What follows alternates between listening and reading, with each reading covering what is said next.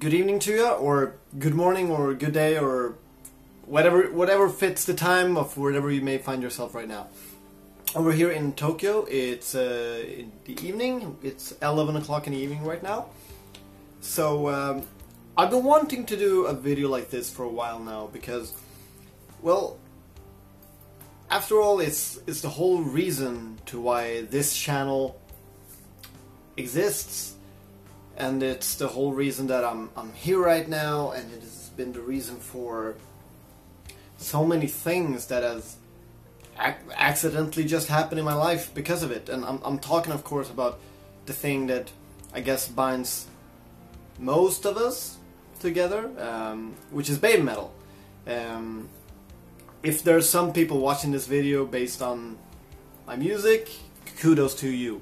But I'm just gonna assume that most people are because of the Babymetal community and everything that has united us during shows and parties and videos, social interaction on the web, etc. So the reason I want to make this video is because it is quite fascinating sometimes in life how some tiny things that occurs out of nowhere or by pure accident or chance can lead to such huge changes in your life. And this for sure is a fantastic example of that. When I came to Japan last year, there was a speech contest that I participated in, and the speech that I did when I participated was just about this topic. And so I thought I might as well name this video the same thing, which is basically from one click to the other side of the world, which is quite literally what happened. So before we get into how Babymetal really changed my life, I kind of want to start off where I was as a person before discovering Babymetal. Basically, I'm half Italian, half Finnish, but I'm born and raised in Sweden, and I'm a metalhead. Music has been my life for many years now, and it's what I drive for. It's my source of energy, my source of life. It's everything that I do revolves around music in one way or another.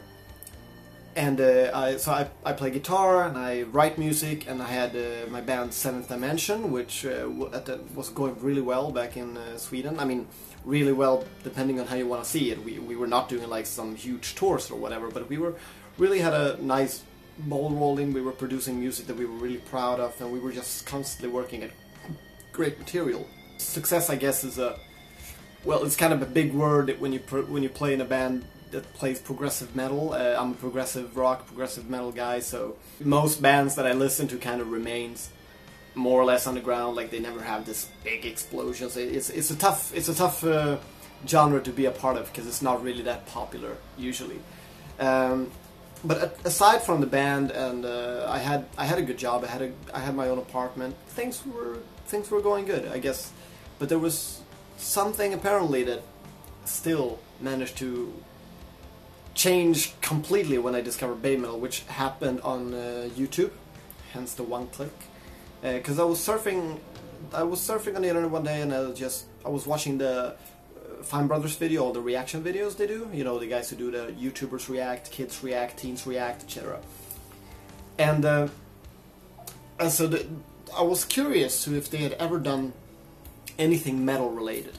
So I searched for like Fine Brothers Metal React, and then I found YouTubers React to Babymetal. And at that point, the video was pretty new, and I had no idea what Babymetal was at all. So I just pressed the video, and I guess I had most of the guys said the same reaction that the other guys in the video had, which is the usual reaction that you get when you hear Babymetal for the first time, or when you show Babymetal to other people. You always get this like, "What the hell? What is this?"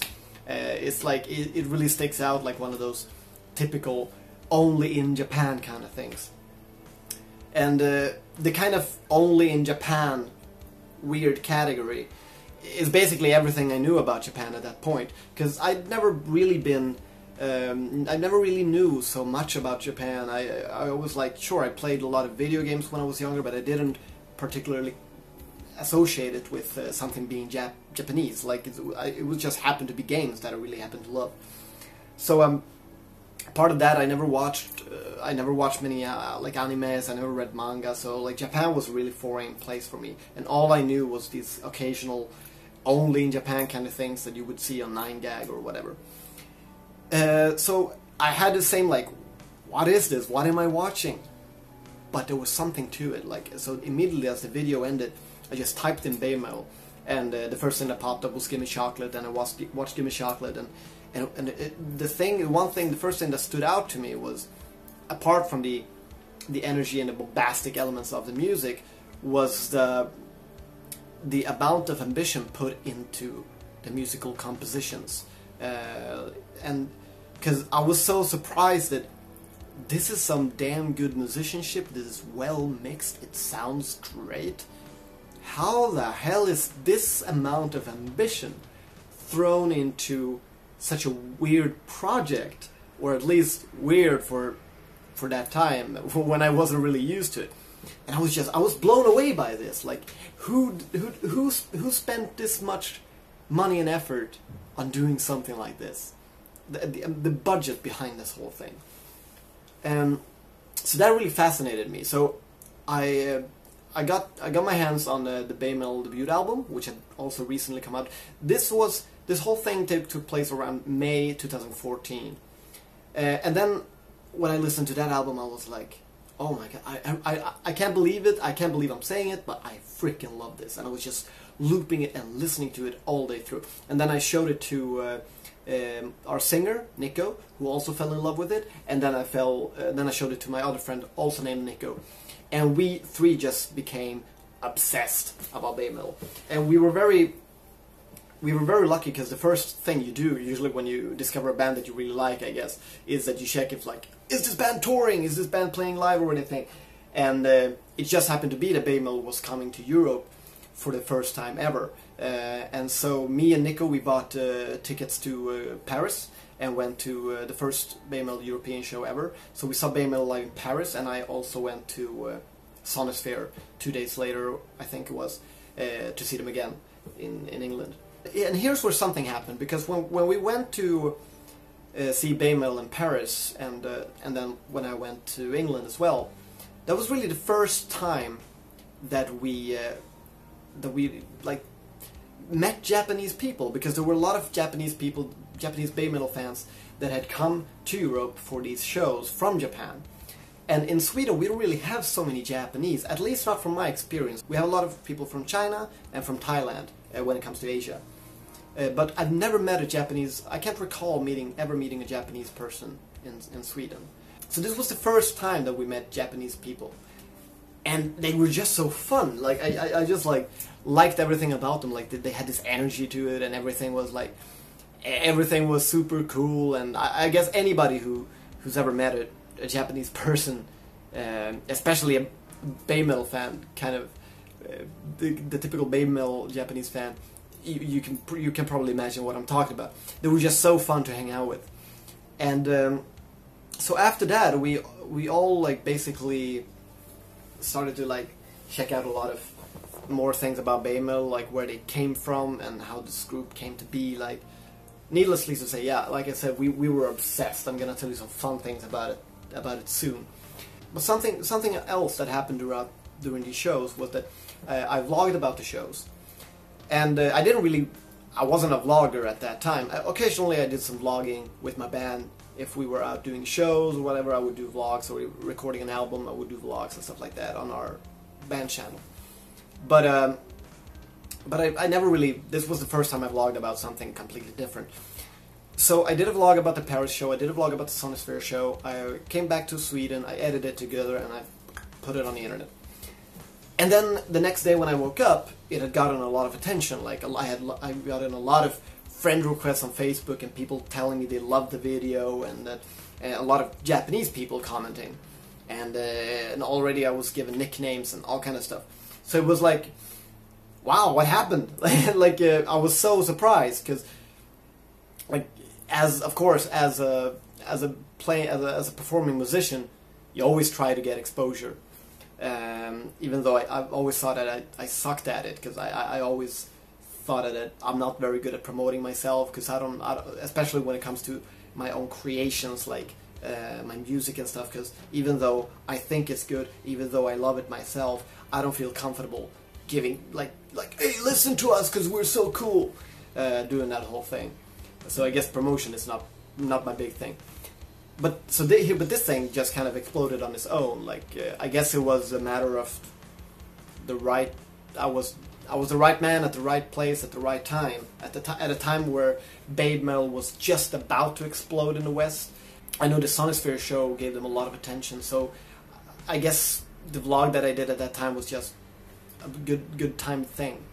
And so yeah. And after that, I started to make videos for the unofficial. The Babymetal Fan Club on Facebook, and I did all the things from like the guitar tutorials and this comedy sketches and acoustic guitar covers with Nico and a lot of other things like that.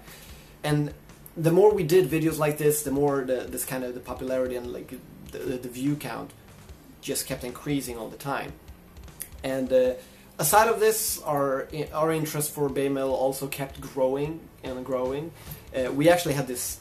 It's a saying that sounds insane when hearing it, when speaking about it now, or when just hearing about it and not being a part of it. But it was really just like a big role-playing thing going on. It was really fun because we basically joked around the whole Babymetal mythology thing that we love. I think is a great part of their whole image is the whole mythology part that they have.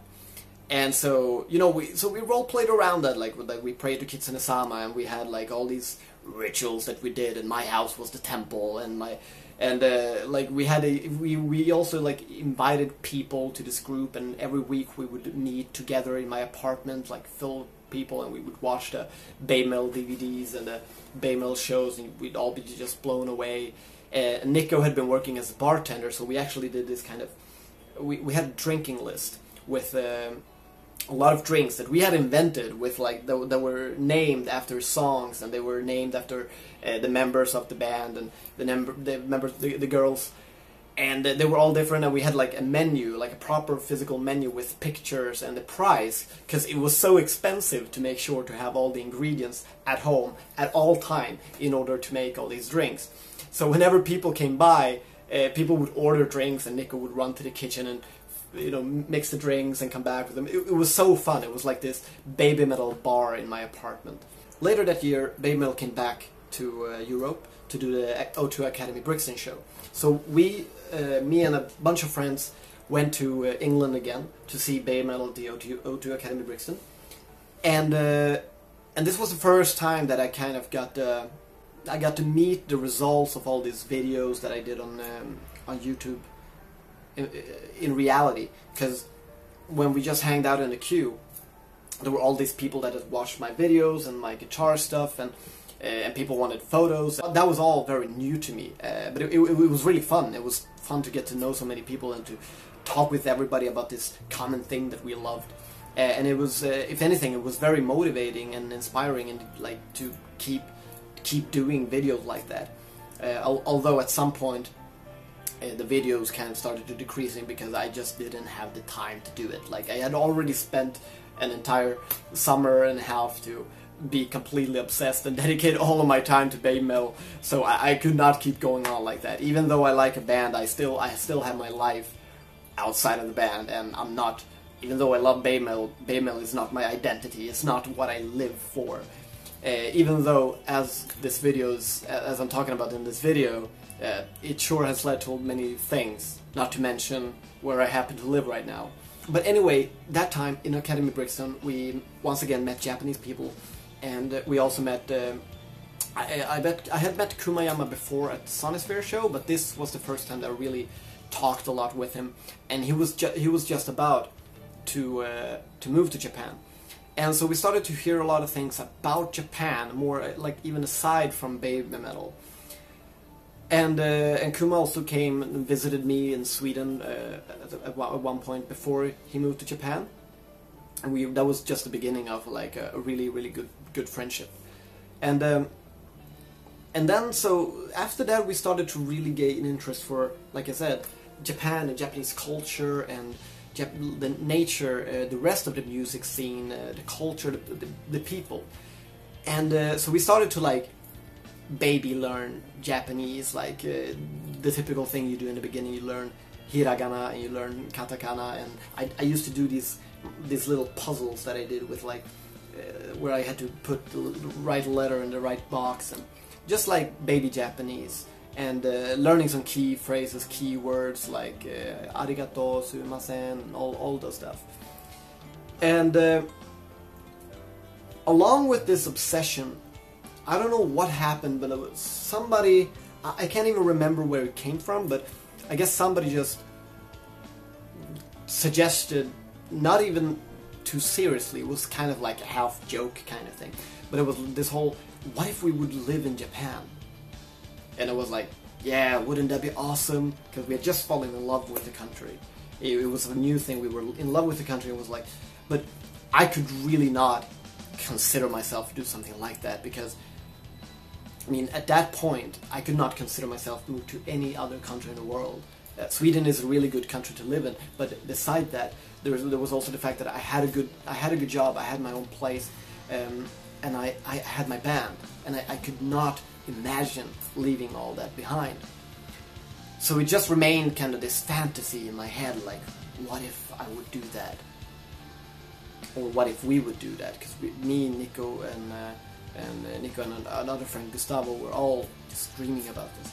So, but we said, alright, here's what we're gonna do. Like, let's go to Japan for a trip, like a 1-month trip or something, and let's really like get a real impression of Japan, so that we make sure that we haven't fallen in love with the romanticized idea of Japan. Let's go there, let's see what it's really about. So in March 2015 we went to Japan, and we were there for the entire month, and shortly narrowed down, it was the best month of our entire lives. It was such an amazing experience, and like the first week when we arrived, the Japanese Babymetal fans, the whole community arranged this big welcome party. They hired this place in the middle of Tokyo where we had tabe hodai nami hodai, which is eat as much as you can, drink as much as you can.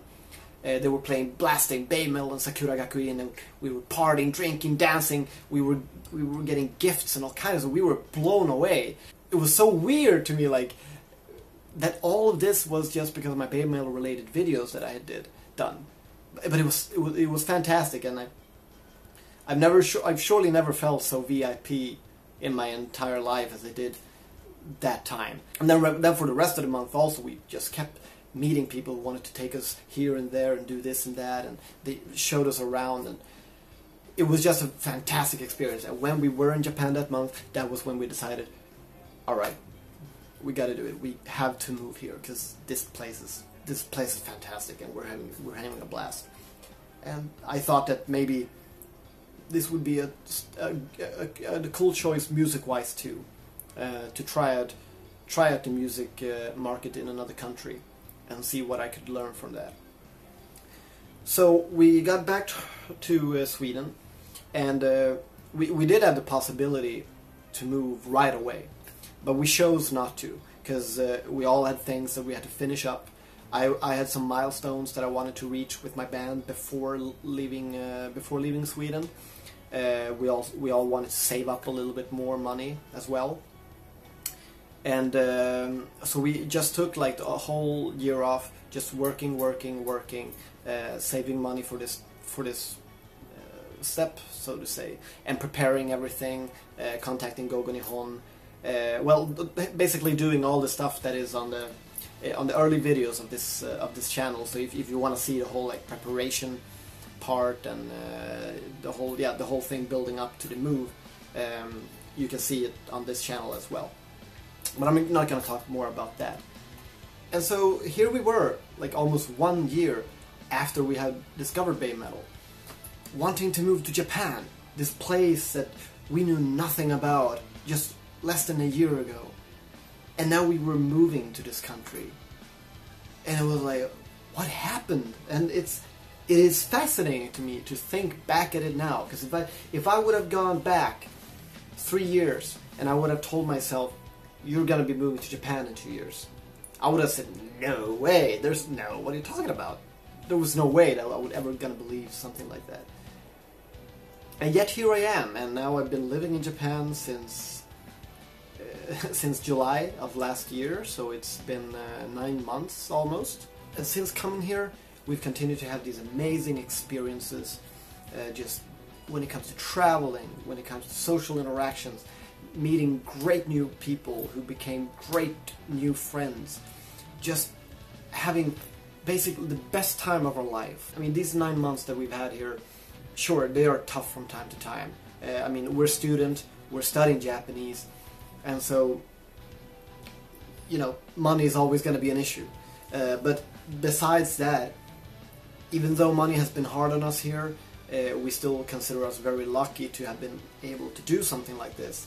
And we're having a blast, we're having the time of our lives. And the shocking thing for me is that I've always kind of been the guy, before this whole thing, I've always kind of been the guy who's been playing everything safe. Like, I've always tried to stay inside of my comfort zone and never do things that involve too much of a risk. And this, so like leaving my band behind, my work behind, all of this behind, it was like, is it worth the risk? I'm also this kind of guy I'm very obsessed with the whole concept of time. I try to not sleep more than I need to, and I try to spend my days as usefully as possible. Usefully for me, that is, whatever I enjoy, whatever I want to do. This whole thing is really about pushing through your comfort zone. Like, even if moving to another country for a lot of people is gonna be a very frightening thought or a very scary thought, something's just worth giving it a shot. And this whole thing started from Babymetal. Like, this little click on YouTube led to this whole thing about moving to this other country. It is the reason that I live in Japan right now. It is the reason that I've gained many new music contacts, people who work in agencies, but also great people to play with, my Japanese bandmates. As I'm still producing music with my boys back home in Sweden.